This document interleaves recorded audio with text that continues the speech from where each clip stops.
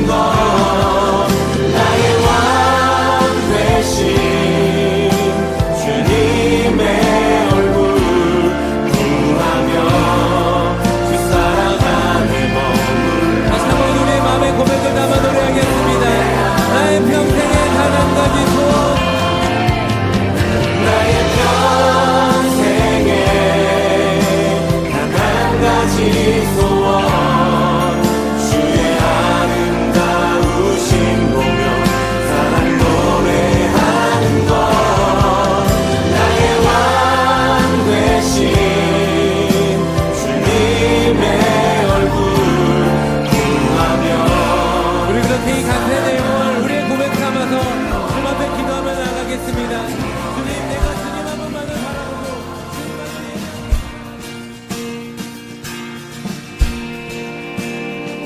모든 시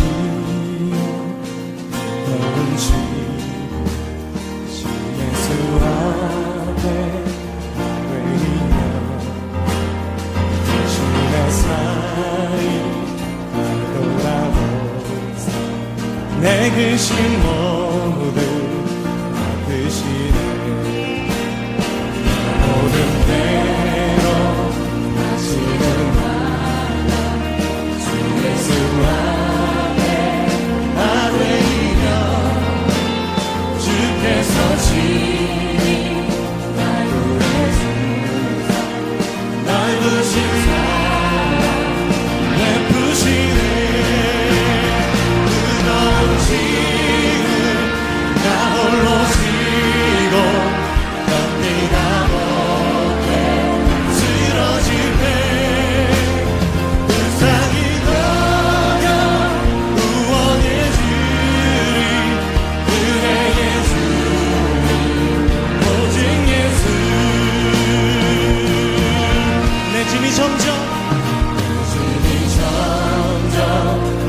무거워지니 주 예수 앞에 아뢰이며 주께서 친히 날 구해주사 내 대신 짐을 져주시네 아멘 무거운 짐을 나 홀로 지고 견디다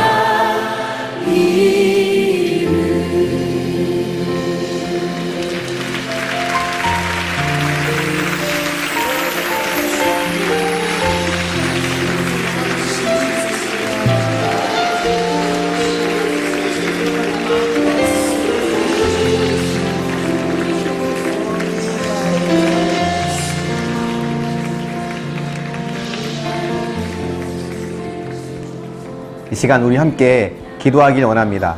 하나님, 오늘 우리의 예배 가운데 함께하여 주시옵소서.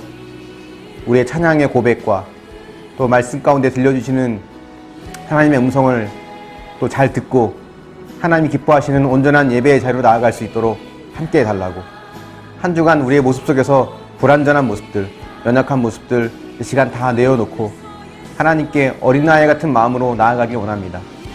하나님, 우리를 불쌍히 여겨주시고 이 시간 예배를 통해 하나님과의 깊은 만남과 큰 위로와 회복이 있도록 함께 해달라고 우리 같이 예배를 위해서 기도하길 원합니다.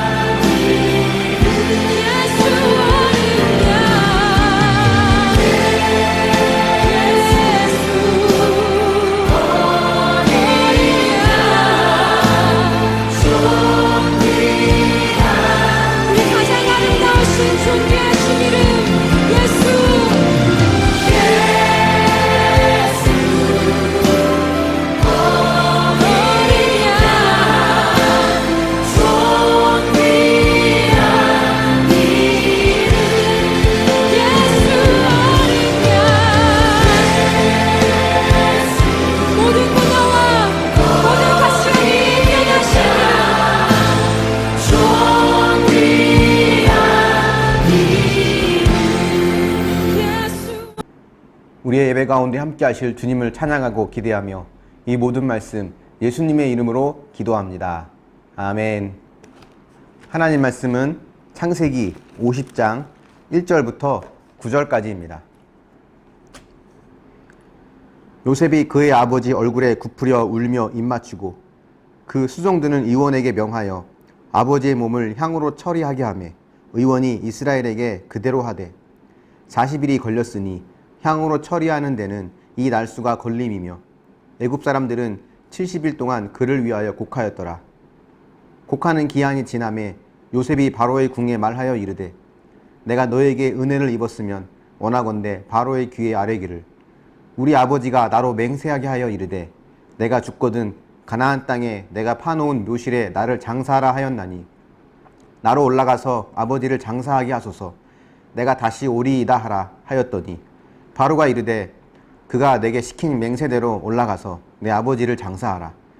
요셉이 자기 아버지를 장사하러 올라가니 바로의 모든 신하와 바로 궁의 원로들과 애굽 땅의 모든 원로와 요셉의 온 집과 그의 형제들과 그의 아버지의 집이 그와 함께 올라가고 그들의 어린아이들과 양떼와 소떼만 고센 땅에 남겼으며 병거와 기병이 요셉을 따라 올라가니 그때가 심히 컸더라. 아멘. 네, 할렐루야. 창세기 말씀을 우리가 계속해서 보고 있는데요. 오늘이 아마 창세기 말씀의 마지막 설교가 되지 않을까 예상합니다. 1월 둘째 주부터 창세기 말씀을 계속 보았거든요. 오늘까지 하면 30번째 설교가 됩니다. 창세기 설교가 이렇게 길어질 줄은 처음엔 예상하지 못했어요. 근데 이 창세기 말씀을 나름대로 준비하고 연구하다 보니까 재미도 있고 또 은혜도 되더라고요. 그래서 점차 이 시간들이 길어졌던 것 같습니다. 그래서 요즘에는 이 시간을 좀 더 길게 잡고 1년 동안 창세기 말씀을 좀 더 자세히 보는 것이 어땠을까 하는 생각도 하게 됩니다. 어쨌든 저에게는 이 유익한 시간들이었고 은혜가 되는 시간이었는데 여러분에게 어땠는지 궁금하네요. 우리가 창세기 말씀을 처음부터 쭉 꾸준히 들어왔다면 지금쯤이면 적어도 1장에 있는 내용부터 굵직굵직한 주요 사건들과 인물들에 대해서는 이제 우리가 잘 머릿속에 담을 수 있어야 되지 않을까 싶습니다. 그 사건들마다 하나님이 찾아오신 일들, 거기서 보였던 어떤 믿음의 조상들, 그들의 사람들의 반응과 모습들, 또 거기에 나타난 나의 모습들, 뭐 이런 것들도 한번 정리할 수 있겠죠. 혹시 그동안 뭐 창세기 말씀을 들어왔지만 궁금하신 사항이라든가 더 자세히 알고 싶은 내용이 있으시면 언제든지 저에게 말씀해 주십시오. 저도 그걸 통해서 더 공부하고 더 새로운 것을 경험할 수 있는 그런 계기가 될 수 있을 거라고 생각을 합니다. 또 저희 대부분의 설교가 유튜브에 올라와 있거든요. 여러분들이 뭐 의왕석수교회를 검색하면 지난 설교들을 쭉 보실 수 있습니다. 꼭 성경을 보시다가 어떤 특정한 부분에서 궁금한 내용이 있거나 막히는 부분이 있으면 그 부분을 좀 찾아서 한번 들어보시는 것도 좋을 방법이 될 수 있을 것 같습니다. 오늘 보게 될 내용은 야곱과 요셉의 죽음을 배경으로 하는 이야기입니다. 1장에서 온 우주의 하나님, 천지를 창조하신 하나님으로 시작한 이 창세기는요, 마지막에는 한 개인의 죽음으로 끝이 나죠.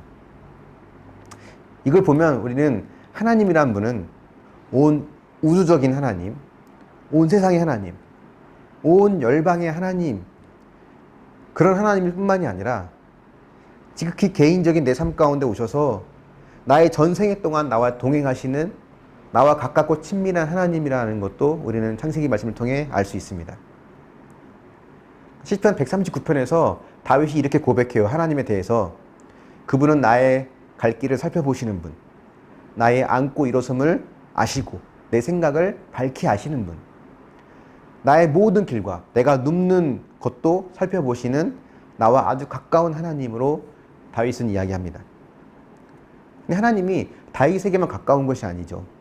아브라함, 이삭, 야곱, 요셉, 그런 성경의 인물들에게만 가까이 계신 분이 아니라 저와 여러분에게도 항상 늘 함께 하시고 가까이 계시는 동일한 하나님이라고 하는 것을 믿을 수 있길 바랍니다. 때로는 우리가 하나님에 대해서 이렇게 생각하는 것 같아요.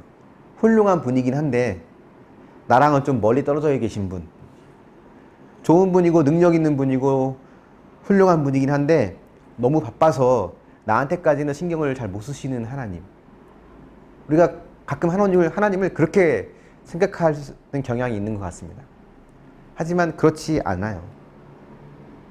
오늘 이 말씀을 통해서 한 인간의 죽음, 그 죽음을 통해 하나님은 또 우리에게 무엇을 보여주고자 하시는지, 거기에 대한 하나님의 큰 그림을 또한 우리가 함께 보기를 원합니다. 오늘 이 보게 될 창세기의 내용은 48장부터 50장까지입니다. 간단하게 이 부분을 요약해드리면, 야곱이 요셉을 만나죠. 그래서 가족들과 함께 애굽으로 갑니다. 그래서 애굽의 고센 땅에 정착하게 되는데, 그렇게 정착하고는 17년을 더 살아요. 근데 그렇게 나이가 되니까 야곱도 몸에 병이 들고 약해진 것을 알고는 마지막으로 요셉의 두 아들, 그리고 자신의 12아들에게 축복을 합니다. 먼저는 요셉의 두 아들에게 복을 빌죠. 요셉에게는 두 아들이 있었습니다. 큰 아이가 므낫세, 작은 아이가 에브라임이었어요.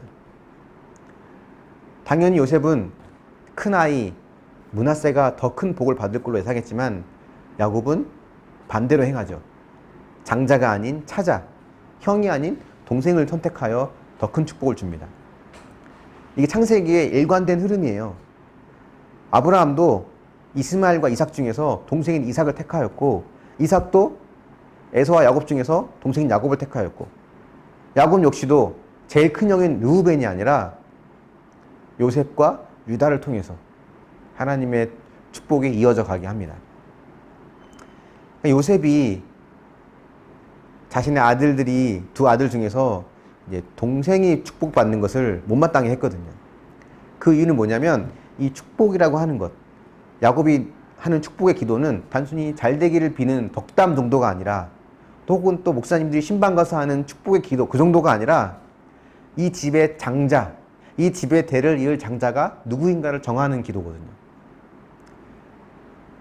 옛날 사극에 보면 다우 왕을 이제 내정하죠.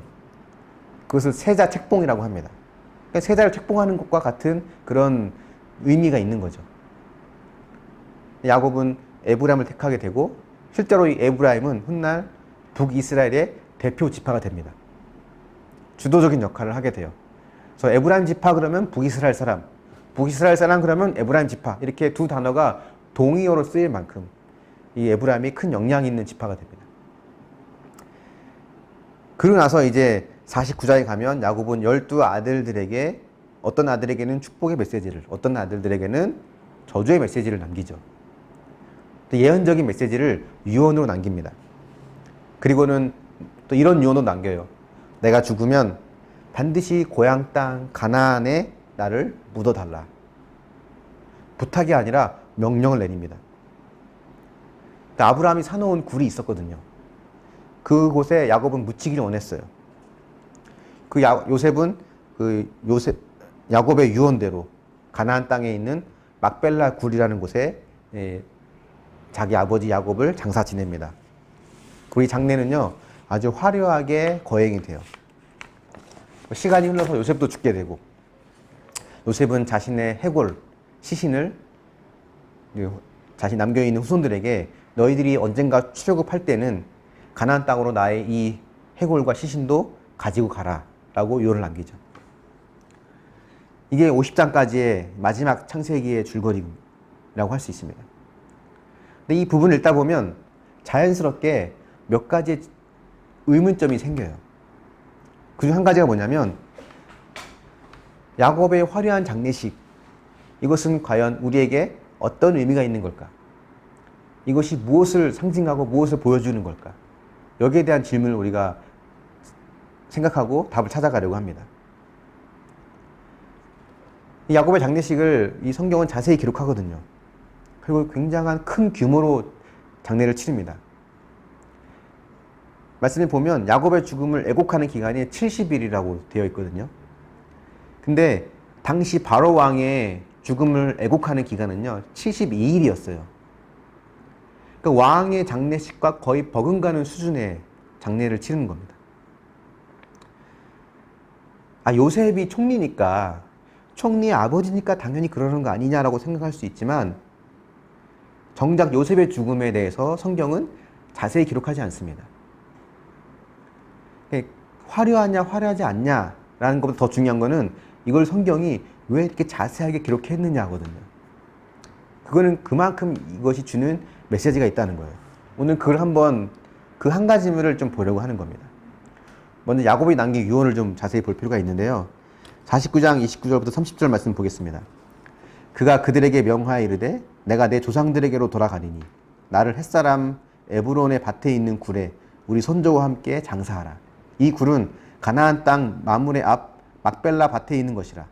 아브라함이 햇사람 에브론에게서 밭과 함께 사서 그의 매장지를 삼았으므로. 뭐라고 유언하는 거냐면 나를 가나안 땅에 있는 막벨라 굴에 장사하라는 거예요. 이 막벨라 굴, 이것이 어디일까? 여기에 대해서는 창세기 23장에서 잘 설명하고 있습니다. 그러니까 아브라함이 그 안에 사라가 죽으니까 그 사라를 묻을 수 있는 매장지를 구입을 하거든요. 그 당시에 아브라함은 하나님의 언약을 받고 가나안 땅에 왔지만, 그렇다고 해서 이 아브라함이 가나안 땅을 소유한 것은 아니에요. 그렇기 때문에 아브라함이 자신의 아내를 묻을 수 있는 매장지를 삼기 위해서는 그 땅을 정식으로 구입해야만 됐습니다. 그러니까 소유권을 사야만 됐던 거예요. 근데 그 당시에 이 해족속과 아브라함 사이에는 관계가 좋았던 것 같습니다. 사정을 얘기하고 아브라함이 그 땅을 사겠다고 하니까 해족속의 사람들은 아니라고, 우리 사이에 뭐 이런 돈거래를 하는 게 맞냐고 하면서 그냥 거저 가라고 이제 이야기하죠. 근데 아브라함은 기어코 값을 지불하고 그 땅을 삽니다. 아브라함의 이 행위, 값을 지불한 행위가 사실 이 부분에서 굉장히 중요한 의미가 있어요. 만약에 값을 지불하지 않고 그냥 거저 얻었더라면 훗날 어떤 문제가 생길 수 있냐면, 이 해족속과의 관계 혹은 해족속의 상황에 따라서 이 소유가 다시 바뀔 수 있는 거예요. 그래서 아브라함은 정식으로 돈을 주고 합법적으로 그 땅을 삼으로 인해서 그 땅에 대한 권리를 정확하게 완전히 자기 것으로 만들 수 있었고, 동시에 그 땅에 대한 해족속의 권한을 양도받을 수 있는 것입니다. 그 땅에 대해서 해족속 햇사람들은 더 이상 권리를 요구할 수 없게 된 거예요. 그 이 땅의 소유는 이제 아브라함의 소유가 됐지만, 아브라함이 죽은 이후로는 이삭, 야곱 등등 그의 후손들의 소유가 되죠. 그래서 이 땅에 아브라함과 그의 아내가 묻히고요. 또 나중에 이삭과 그의 아내 리브가도 묻히고, 또 야곱은 훗날 이곳에 자신의 부인이었던 레아를 묻습니다. 그리고 지금은 자기가 그곳에 묻히고자 하는 거예요. 야곱이 애굽의 좋은 땅이 아니라 그 목초지로 좋은 땅, 화려하고 멋진 땅이 아니라 막벨라 굴에 묻히고자 했던 그 의미는 무엇일까? 여기는 어떤 믿음과 어떤 의미가 담겨 있는 걸까? 내가 반드시 그 땅에 묻히고자 했던 이 야곱의 그런 유언은요, 내가 있어야 할 약속의 땅으로 반드시 돌아갈 거라고 하는 그 마음을 담고 있는 겁니다. 이 야곱의 유언은 언제 가능한 거냐면, 하나님께서는 반드시 하나님의 약속대로 그 땅을 우리 후손에게 줄 거라고 하는 확고한 믿음이 있을 때 가능한 거예요. 돌아갈 거라고 하는 것을 확신하지 않으면요, 굳이 그 땅에 묻힐 이유가 없어요. 지금 후손들이 있는, 내 자녀들이 있는 이 땅에 묻히는 게 더 바람직하죠. 요셉은 야곱의 이 유언에 담겨 있는 의미를 잘 알았던 것 같습니다. 그래서 그를 이제 가나안 땅에 있는 막벨라 굴에 장사를 지냅니다. 이 기간과 이 규모가 굉장히 크고 화려해요. 아까 말씀드린 대로 야곱을 애곡하는 기간이 70일이라고 했죠. 70일간을 온 애굽 사람이 같이 애곡하고 나서는 요셉은 바로 왕에게 자신이 가나안 땅으로 가서 아버지 유언대로 아버지를 가나안 땅에 묻을 것을 이제 허락해 달라고 이야기하죠. 바로 왕은 기꺼이 허락을 합니다. 그래서 대규모의 행렬이 이제 이동하게 돼요. 50장 7절부터 9절인데 한번 같이 보겠습니다. 요셉이 자기 아버지를 장사하러 올라가니 바로의 모든 신하와 바로 궁의 원로들과 애굽 땅의 모든 원로와 요셉의 온 집과 그 형제들과 그의 아버지의 집이 그와 함께 올라가고 그들의 어린 아이들과 양떼와 소떼만 고센 땅에 남겼으며 병거와 기병이 요셉을 따라 올라가니 그때가 심히 컸더라. 여기 보면 누가 올라갔냐면 요셉의 가족은 물론이거니와 모든 애굽의 신하들, 궁의 원로들, 또 궁 밖에 있는 애굽 땅의 모든 원로들, 그리고 그들을 호위할 수 있는 수많은 병거와 기병, 대규모 군대가 이제 그 올라가는 길에 동원됩니다. 한번 상상해 보세요. 애굽의 멋지고 화려한 대규모의 군대의 호위하에 야곱의 후손들과 또 애굽의 모든 신하와 귀족과 원로들이 다 같이 가나안을 향해 가고 있는 이 멋진 장면, 여러분 무엇이 연상됩니까? 네, 출애굽이 연상되죠. 몇백 년 후에 모세를 통해 이루어질 출애굽이 연상됩니다. 물론 이 둘 사이에 차이점이 있다면 아마 애굽의 군대일 거예요. 지금은 애굽의 군대가 이스라엘 백성들과 장래의 모든 참여하는 행렬들을 이제 호위하는 그런 역할을 하지만 모세를 통해 출애굽할 때 당시에는 추격해오는 적군이 바로 애굽의 군대가 되는 거죠. 그래서 이 장면은 머지않아 곧 있을 몇백 년 후에 있을 출애굽을 미리 보여주는 하나의 연상시켜주는 하나의 그림이기도 하지만 동시에 그보다 더 궁극적인 출애굽, 저와 여러분 우리 모두가 반드시 경험해야 될 더 궁극적인 출애굽을 보여주는 하나의 그런 모형이라 할 수 있습니다. 그 모형은 바로 이런 거죠. 온 열방이, 온 나라와 온 백성과 온 민족과 온 열방이 하나님의 나라를 향해 가는 거대한 행렬, 이 멋진 행렬, 이 장면을 예수님이 이렇게 마태복음에서 이야기했거든요. 말씀하셨습니다. 또 너에게 이르노니 동서로부터 많은 사람이 이르러 아브라함과 이삭과 야곱과 함께 천국에 앉으려니와. 요한계시록에도 이런 장면이 많이 소개됩니다. 7장에 보면 이 일 후에 내가 보니 각 나라와 족속과 백성과 방언에서 아무도 능히 셀 수 없는 큰 무리가 나와 흰옷을 입고 손에 종려가지를 들고 보좌와 앞과 어린 양 앞에 서서 큰 소리로 외쳐 이르되 구원하심이 보좌에 앉으신 우리 하나님과 어린 양에게 있도다 하니. 수많은 흰옷을 입은 거룩한 주의 백성들이 하나님을 찬양하며 하나님의 보좌 앞으로 나아가는 이 멋진 행렬의 모습을 지금 이 야곱의 화려한 장례식을 통해서 우리에게 하나의 모형으로 또 하나의 그림자로 보여주고 있는 겁니다. 자신을 가나안 땅에 묻으라고 하는 이 야곱의 유언은 요셉의 유언과도 비슷하죠. 요셉도 비슷한 유언을 남깁니다. 50장 25절을 한번 보면 이렇습니다. 요셉이 또 이스라엘 자손에게 맹세시켜 이르기를 하나님이 반드시 당신들을 돌보시리니 당신들은 여기서 내 해골을 메고 올라가겠다 하라 하였더라.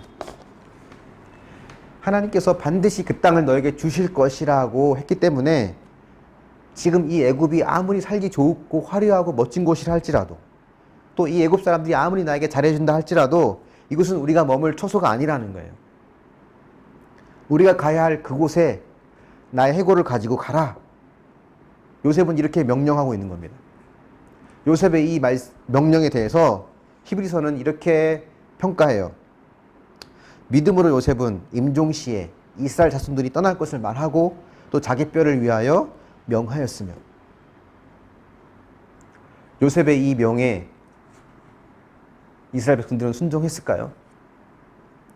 요셉의 유언대로 모세는 요셉의 유고를 가지고 출애굽을 합니다.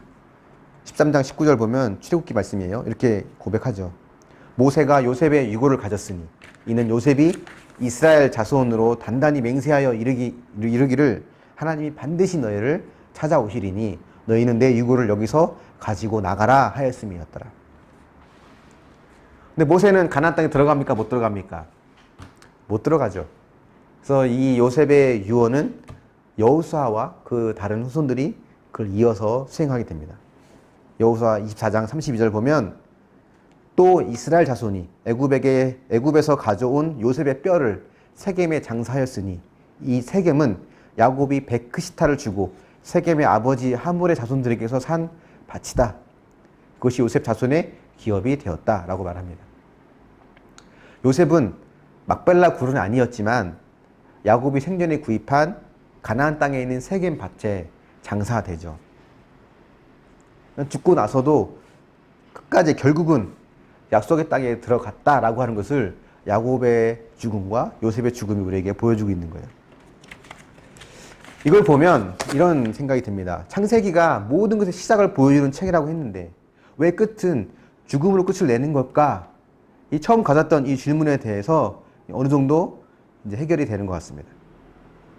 이 마지막에 나온 죽음과 장례는요, 그걸로 끝이 나는 소멸되어 버리는 하나의 사건을 말하는 것이 아니라 이것은 곧 또 다른 새하늘과 새 땅의 시작을 우리에게 의미하는 거예요. 그래서 창세기의 시작 중에서 마지막은 최초의 하늘과 땅의 변질되고 타락한 모습이 영원히 회복된 새하늘과 새 땅의 모습으로 바뀔 거라고 하는 어떤 그런 뉘앙스의 이미지를 우리에게 보여주고 있는 겁니다. 그래서 이것이 사실은 아브라함의 언약의 가장 궁극적인 성취예요. 이스라엘이 땅을 차지했다, 인구가 많아졌다라고 해서 이 언약이 성취된 것이 아니라 하나님의 언약은, 아브라함과 맺은 언약은 이스라엘의 회복을 넘어서 궁극적으로는 우리가 살고 있는 이 땅에 하나님의 나라가 임하게 될 것을 약속하는 언약이라는 겁니다. 그래서 이 창세기의 메시지는요, 그 당시에 블레셋 사람들, 아람 사람들, 아수르 사람들, 바벨론 사람들에게 늘 시달리면서 고통을 겪고 있는 이스라엘 백성들에게 큰 위로가 되었을 거예요. 이렇게 어렵고 힘든 시기 가운데 우리 살고 있지만 하나님이 때가 되면 반드시 우리를 하나님이 약속하셨던 처음의 회복의 말씀으로 우리를 인도해 가실 거라고 하는 것. 뿐만 아니라 하나님의 심판으로 인해서 약속의 땅에서 이제는 완전히 쫓겨나서 저 먼 타국 바벨론에 끌려가서 살고 있는 이스라엘 백성들에게 하나님께서 반드시 요셉에게 행하셨던 것처럼, 야곱에게 행하셨던 것처럼 우리를 약속의 땅으로 반드시 우리를 이끌고 가실 거라고 하는 소망과 기대를 갖게 되는 거죠.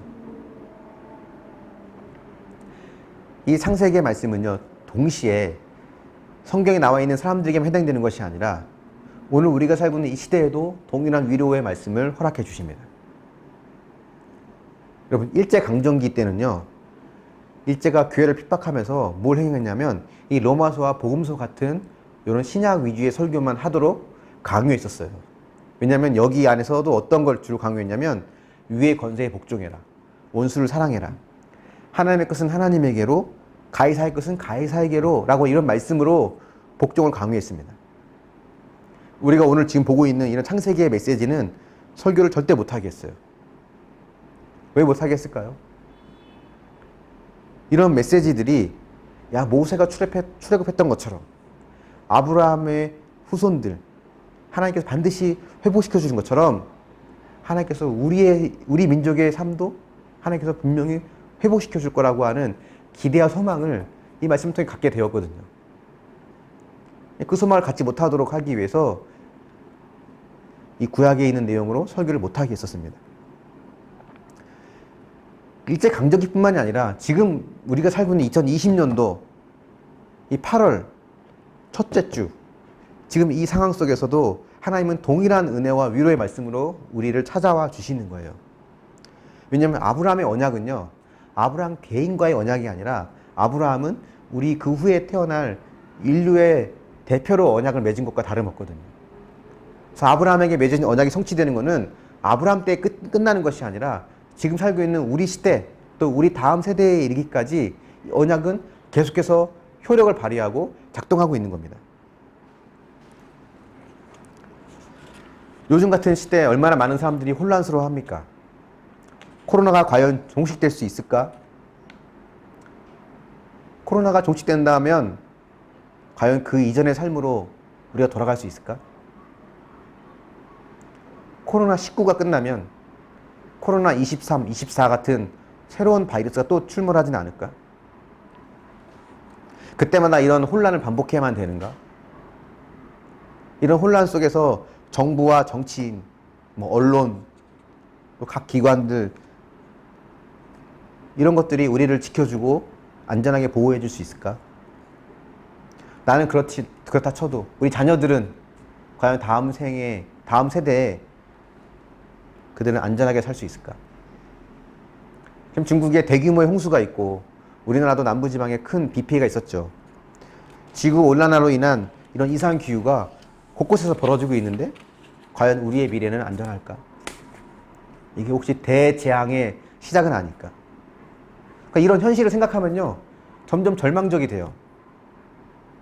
아마 이스라엘 백성들도 점점점 절망적인 상황이 됐을 것 같아요. 우리가 기대고 있던 요셉이 죽고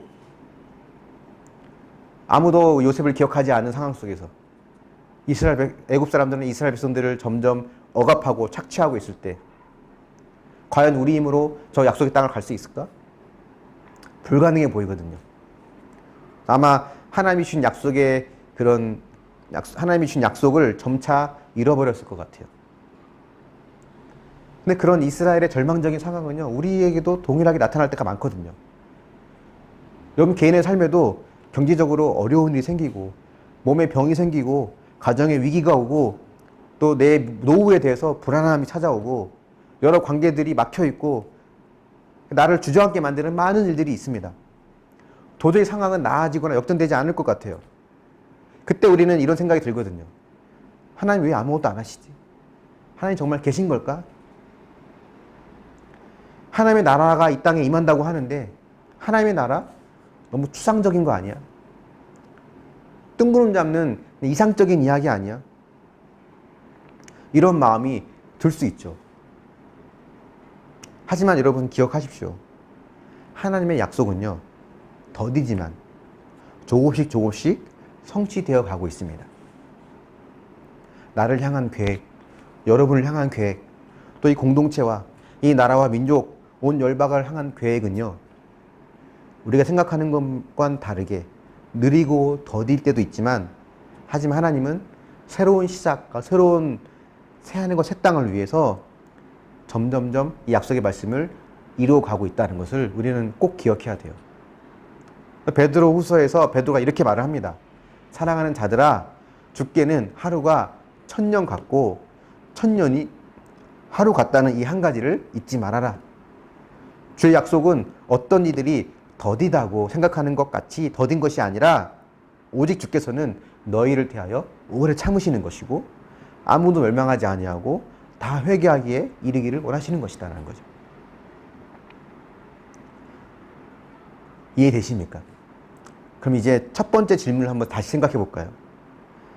야곱의 이 화려한 장례식이 무엇을 의미하고 있을까요? 뭘 보여주고 있는 걸까요? 하나님의 약속, 아브라함과 이스라엘, 그리고 저와 여러분을 향한 이 회복의 말씀, 축복의 말씀은요, 반드시 확실하게 이루어진다고 하는 것을 대대적으로 확실하게 도장 찍어주는 그런 의미가 있는 거예요. 그래서 우리는 그 하나님을 믿고 신뢰하고 지금의 상황을 믿음으로 잘 견디고 이겨나가는 그 은혜가 우리에게 필요하고 그 믿음이 우리에게 필요한 겁니다. 한번 묵상해 보십시오. 하나님께서 회복과 구원을 주실 거라고 하는 기대가 큽니까? 아니면 지금의 상황을 벗어날 수 없을 거라고 하는 두려움이 더 큽니까?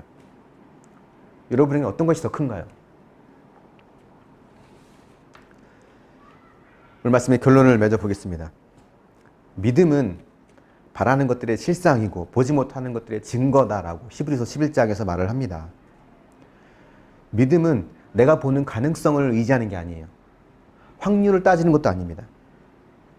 내가 볼 때는 불가능한 상황이고 전혀 역전되어질 것 같지 않은, 나아질 것 같지 않은 상황이지만 이 모든 것을 주권적인 역사로 그분의 계획대로 반드시 이루어 가시는 하나님의 신실하심과 그분의 전능하심을 신뢰하고 믿는 것, 그게 믿음이에요.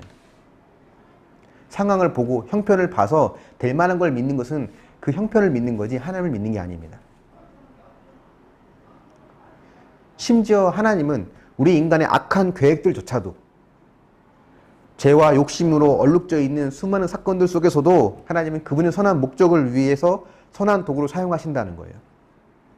그래서 우리는 그 신실하심과 전능하심을 믿기 때문에 하나님을 향한 소망을 포기해서는 안 됩니다. 야곱의 화려한 장례식은요, 창세기에서는 그렇게 끝이 나지만 이게 마지막 성경인 요한계시록에 가면 뭘로 또 승화됩니까? 거룩한 혼인잔치로 바뀌죠. 여러분, 이 땅에서는요, 아무리 화려해도 결국은 장례식이에요. 애굽이 아무리 화려하고 멋지고 살기 좋은 곳이라도 그것은 우리가 영원히 머물 곳이 아니라는 것처럼 이 땅이 아무리 화려해도 결국 장례식에 불과합니다. 우리가 가야 할 곳은 혼인잔치죠. 근데 혼인잔치는요, 아무리 조촐해도 장례식과는 비교할 수 없는 기대와 소망이 있죠. 하나님은요, 이 땅에서 우리가 그런 거룩한 혼인잔치의 기쁨을 맛보고 살기를 원하십니다.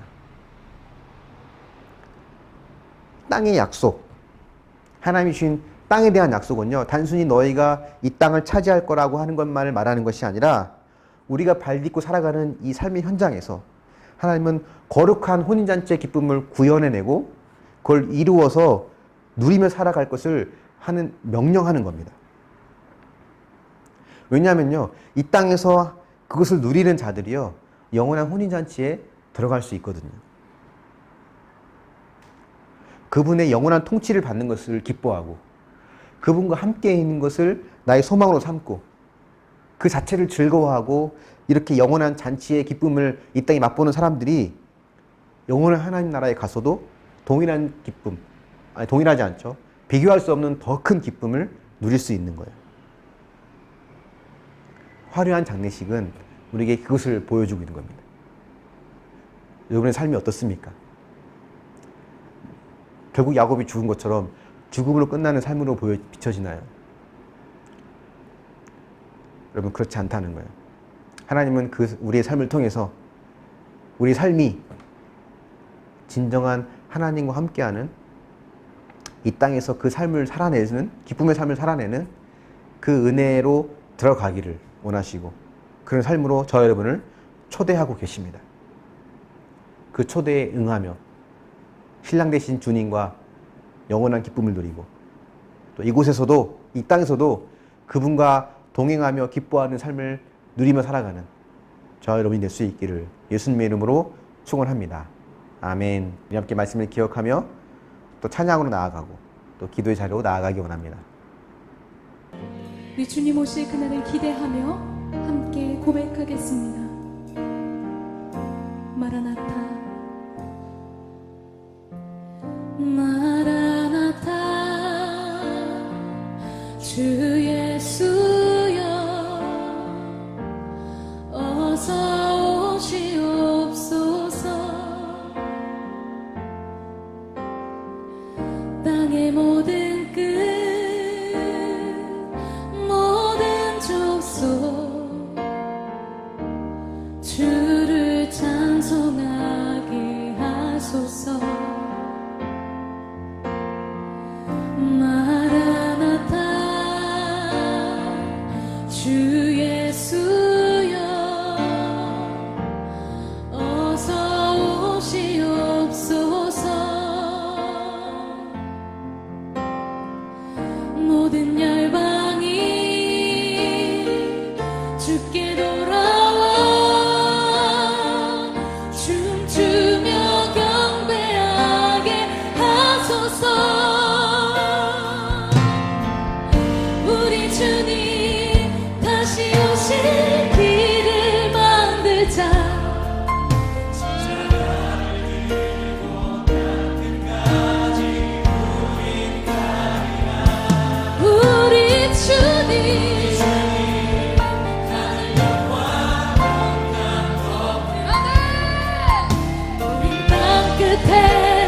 주를 받으리. 마라나타 마라나타. 아멘. 주 예수여 오시옵소서. 마라나타 마라나타. 아멘. 주 예수여 오시옵소서. 마라나타. 주 예수여 마라나타. 주 예수여 어서 오시옵소서. 땅의 모든 끝 모든 족속 주를 찬송하게 하소서. 마라나타. 주 예수여 어서 오시옵소서. 모든 열방이 주께 돌아와 춤추며 경배하게 하소서. 우리 주님 다시 오실 길을 만들자. 십자가를 들고 땅 끝까지 우리 가리라. 우리 주님 하늘 영광 온땅 덮을 때 우리 땅 끝에서 주를 맞으리. 마라나타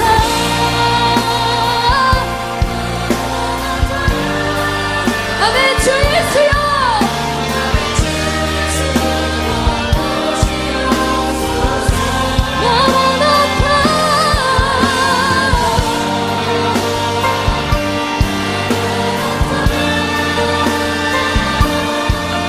아멘. 주 예수여 오시옵소서. 우리 주님 다시 오실 길을 만들자. 십자가를 들고 땅 끝까지 우리가 선포한 대로 살기를 소망합니다.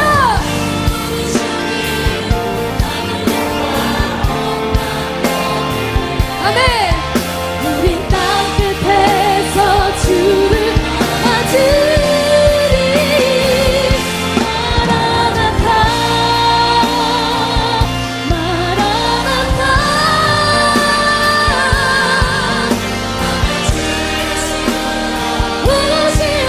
오시옵소서. 마라나타 마라나타. 아멘. 주 예수여 오시옵소서. 내 사모하는 주님 내 사모하는 주님 온 세상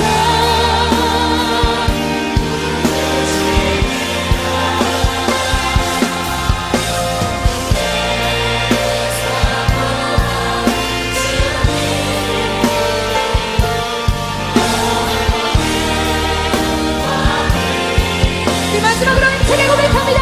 내 사모하는 주님 내 사모하는 주님